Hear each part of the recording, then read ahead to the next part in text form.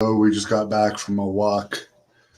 We're going to do my weekly review of Dave Meltzer's Wrestling Observer newsletter, and there's tons of news this week. And I'd like to remind everyone, I only say the points that I find interesting.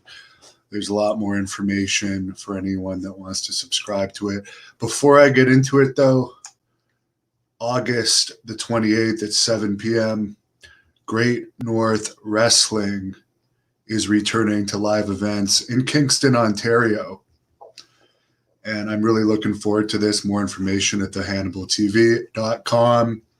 Speedball Mike Bailey is going to be making his Great North Wrestling debut on that event. And I'm really looking forward to it. It's going to be Cage Wars 3. The Blood Hunter with Blaze is going to be defending the Great North Wrestling Heavyweight Championship against two-time WWE Tag Team Champion Rene Dupree. And it's going to be a lot of action if you live in the Kingston area, Brockville, Ottawa, Napanee, Smith Falls. Come out to it. It might be the only Great North Wrestling event of 2021. And, of course, it will be recorded for the Hannibal TV. But let me get right into the news here. I'll start with the AEW news 2 weeks in a row because AEW is actually more interesting than WWE for the second week in a row here. There's been lots of rumors about Brock Lesnar coming to AEW, and according to Meltzer, there's nothing to them. Tony Khan has never had a business discussion with Lesnar, and Meltzer feels the stories of Lesnar signing with AEW are 100% inaccurate. He is not signed with anyone, not WWE, UFC, Bellator, Triller, or anyone. He hasn't even been in negotiations with WWE because apparently he likely would only be interested in coming in from a time period of like WrestleMania 2022 to WrestleMania 2024, somewhere along those timelines, and his value will probably be greater closer to those dates.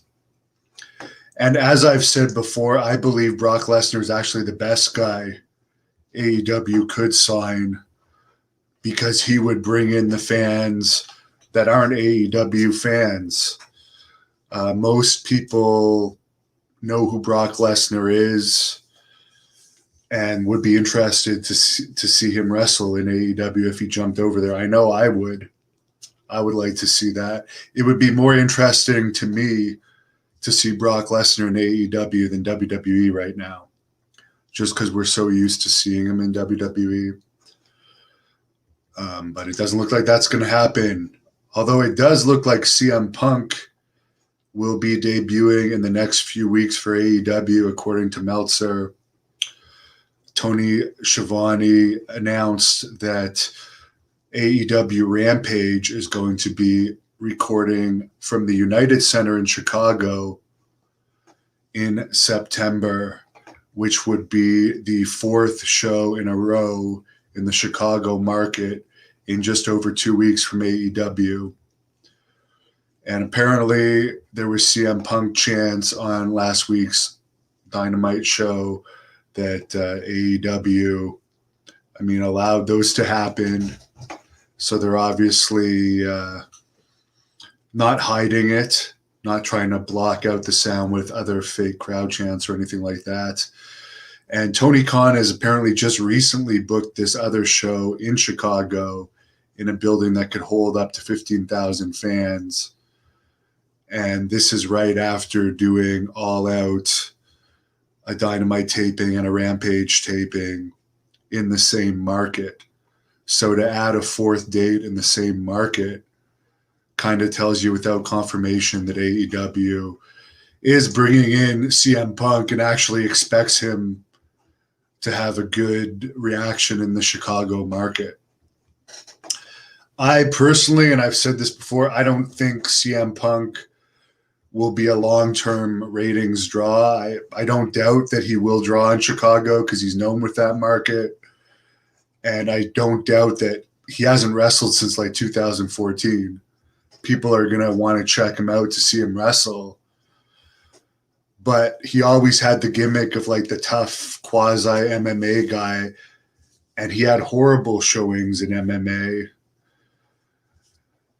So it's hard to take him seriously. And people can say, oh, well, it's wrestling, it's something different, all you want. The perceived toughness still matters to most people. But time will tell. It also looks like they've signed Bryan Danielson.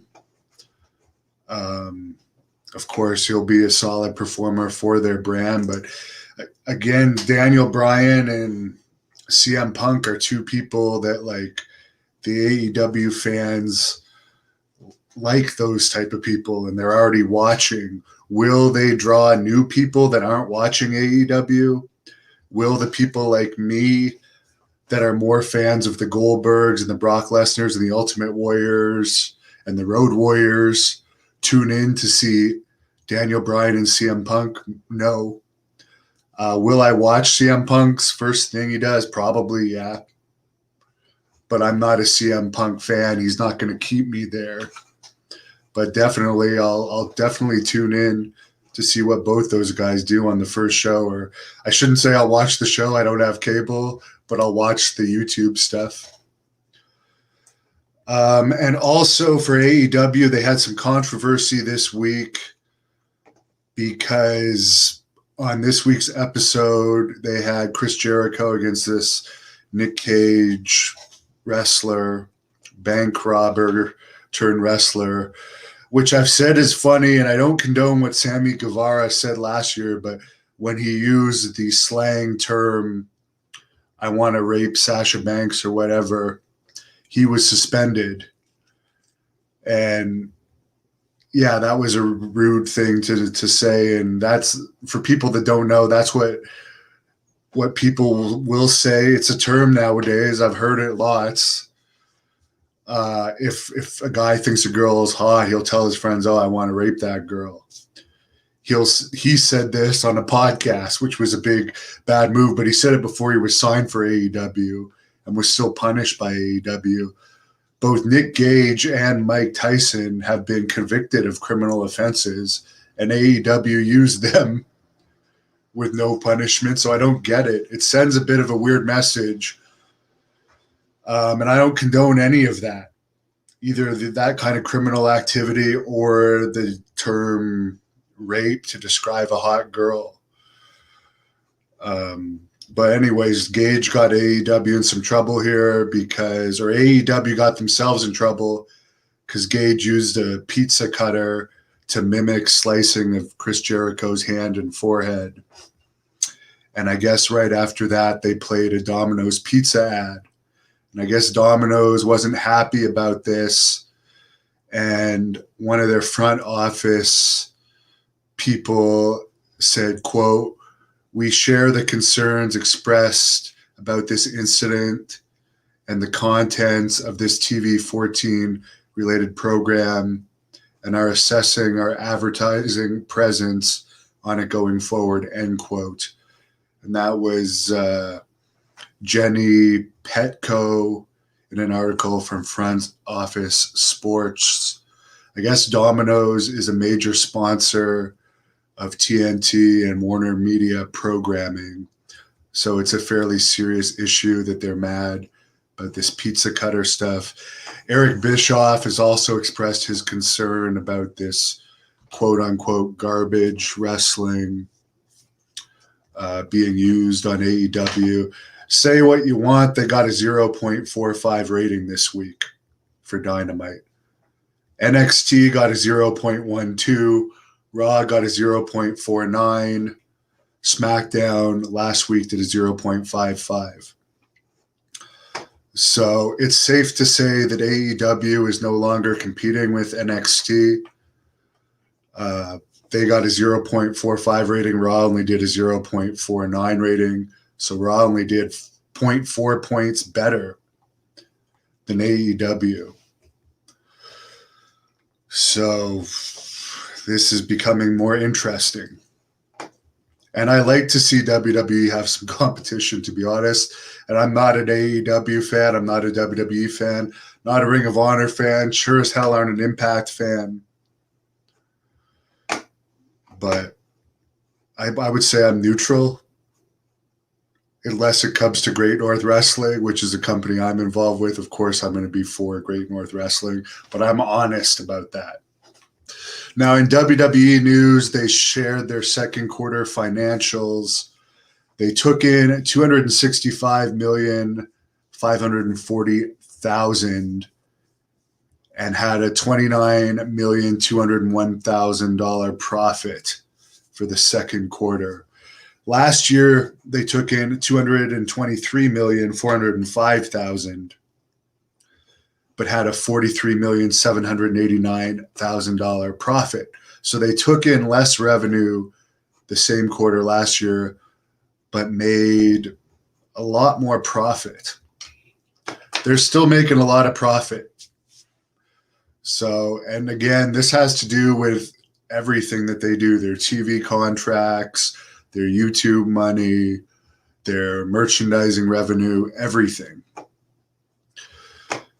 Second quarter TV ratings for Raw were down 4.7% from the same time period last year. SmackDown was down 2.9% from the same time period last year. So we're seeing a continuous decline for the current TV product's popularity. Apparently, there's over 40,000 tickets sold for SummerSlam at Allegiant Stadium, which is going to be their largest gate for a non-WrestleMania event of this year. And of course, WrestleMania was under COVID restrictions, so it's already going to have a greater attendance than WrestleMania. Apparently, Cena is going to stay appearing with WWE beyond SummerSlam. They've already announced them for the September 10th Madison Square Garden SmackDown that tickets haven't been moving that great for. WWE is going to return to Saudi Arabia on October the 21st as Piper says hello again. Apparently, the company is planning a Queen of the Ring tournament that is going to have the final in Saudi Arabia, which we all remember the last Saudi Arabia's girls match where they had to dress in full sleeves. And it was really sad to see. So how are they going to pull this off in Saudi Arabia, where they will still chemically castrate you if you're gay, apparently, according to what I've read. They're quite behind on the times in Saudi Arabia. Harry Smith, who did a dark match teaming with Austin Theory on SmackDown a few weeks ago, and then did an online interview after saying he was back, which was a kind of disappointing way for him to debut. But apparently he's been signed with the company since April and was told to keep quiet about it. John Laurinaitis was the one responsible for recruiting him. He had talked to Tony Khan and Jim Ross. The original idea was him to debut on the NXT UK brand and feud with Walter over the title. But apparently he's now on the main roster. Vince and John Laurinaitis wanted him on SmackDown. I mean, I hope that they re-debut him better than just debuting him in a dark match that didn't even air on TV and then having him do an online promo saying he's back, because I'd rather him be in the main event of NXT UK than have like little to no role on the main roster. So let's hope he actually gets used better than, even though he was a WWE Tag Team Champion, a lot of us expected more from him from his first WWE run. So I hope that he gets a better run this time. Sorry to hear that Natalya got injured this week. Of course, that's Harry Smith's cousin. She apparently hurt her ankle by getting caught under Dewdrop's weight in a match, got an MRI after the match, and has an injured ankle. Jeff Hardy tested positive for COVID July 24th. The July 23rd SmackDown in Cleveland had 10,200 fans in attendance with 9,000 paid. The house show in Pittsburgh, July 24th, did 7,700 fans. July 25th, Louisville house show did 6,000 fans. The July 26th Raw in Kansas City did 7,700 fans with 6,500 paid. The July 28th AEW in Charlotte did 6,600 paid, 7,000 fans in attendance for the Dynamite Dark Elevations tapings. And it's noteworthy that Cena was on all of those WWE live shows. And when they announced him as being part of it, ticket sales went up. In some unfortunate news, Brian Blair's son, Brett, was killed, murdered at 29. His body was found on a construction site. No suspects. He did have some issues with the law over the past numerous years. Sorry to hear about that. I have numerous interviews with Brian Blair on this channel. In Mexico news, Super Porky, a.k.a. Jose Luis Alivardo, died at age 58 due to a heart attack. He had kind of a fat guy who dances gimmick. In Japan news, there was lots of mainstream publicity for New Japan this week because despite no spectators for Olympics, there was about 5,000 paid spectators for the New Japan Tokyo show. According to Meltzer, 5,389 paid. However, it was a 40,000 seat building, so apparently the sound was really bad. And apparently, according to Meltzer, he says they would have been better off doing the show at Sumo Hall or Budokan Hall, where the crowd would have been more condensed and it would have sounded better. Also, and this just sounds crazy to me, I'm already not a Japanese wrestling fan, but apparently in 4.5 hours, they had just 6 matches on this card, which is a lot of really long matches. In UFC news, UFC on ESPN, July 17th, did a 0.31 rating for the main card and a 0.15 rating for the prelims. That goes to show you wrestling still overall is more popular on television than MMA. Good morning to Colonel Quayle to get into some of your questions. Yes, Robert, I just talked about Super Porky passing away. AEW should sign Gilbert. It might actually be funny if they did a segment with Gilbert. Barley Broker, am I lifting again? Yeah, the gyms have been open for 3 weeks today, so that's great. Michael Collins, could more AEW success inspire WWE to drop the comedy writer nonsense? Well, AEW is doing a lot of comedy crap still.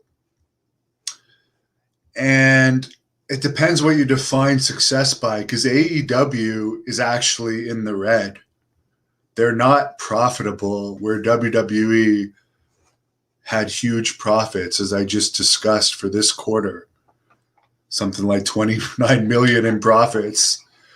So just because they're hiring wrestlers and paying them a lot of money to get their ratings up does not mean they're financially successful.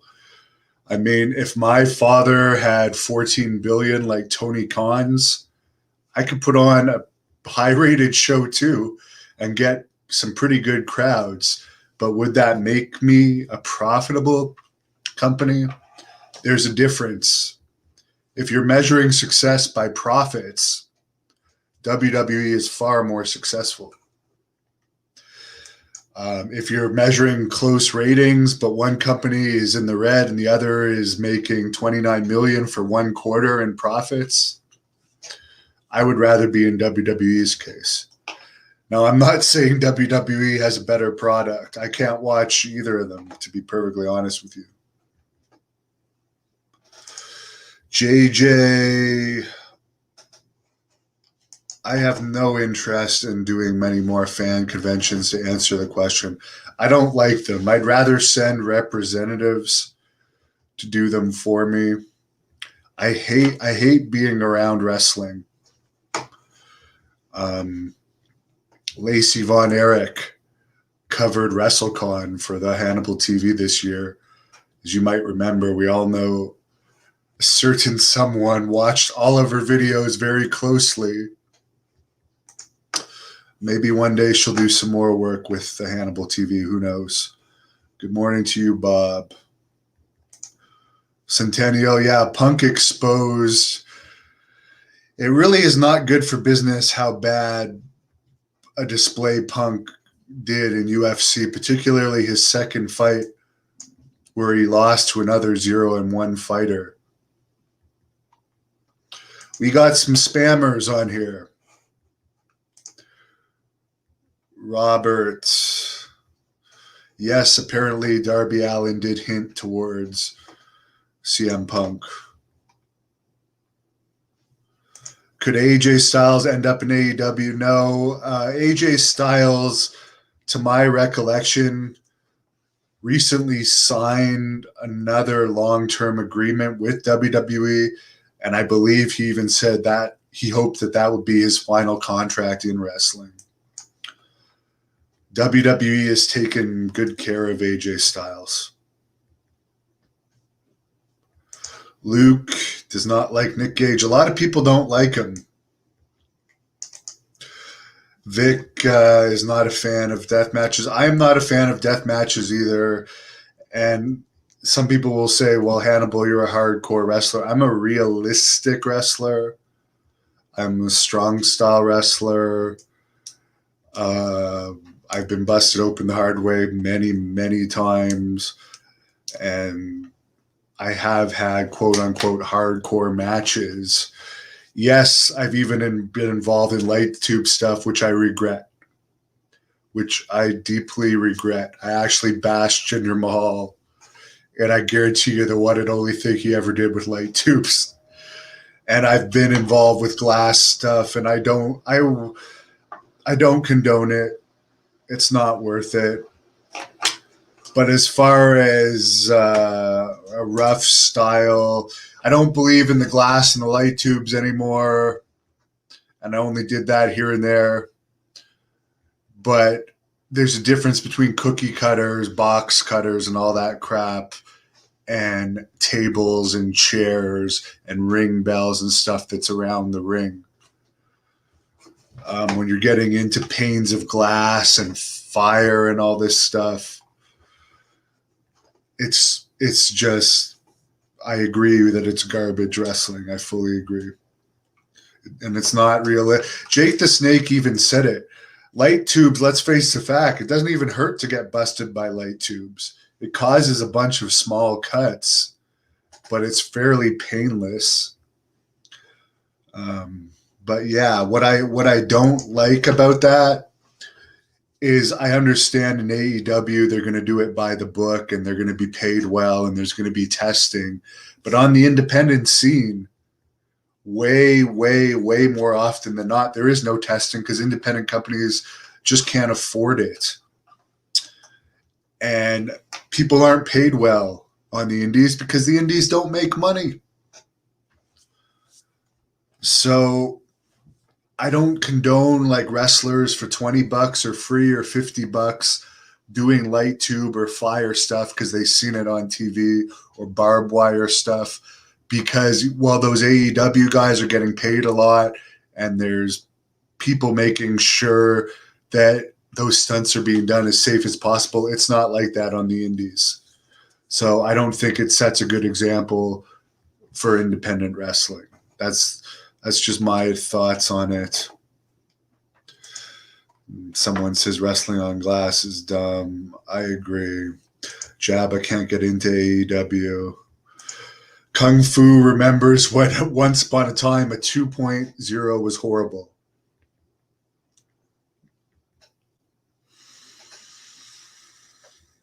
As I puff on my THC here, Tom Smith from the UK misses the good old days of wrestling. Well, as I said, August 28th, Great North Wrestling. It's going to be a very realistic product for sure. Constipated in Sim City thinks I look spooky. Well, I'm a very spooky person. Robert, Impact gets like a 0.02 rating, and the product is absolutely horrible.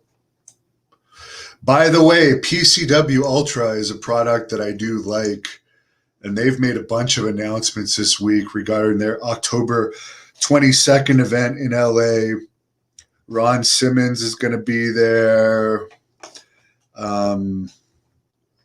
Victoria Vaughn, who's been in AEW recently, is going to be there. Ruby Reyes, JTG.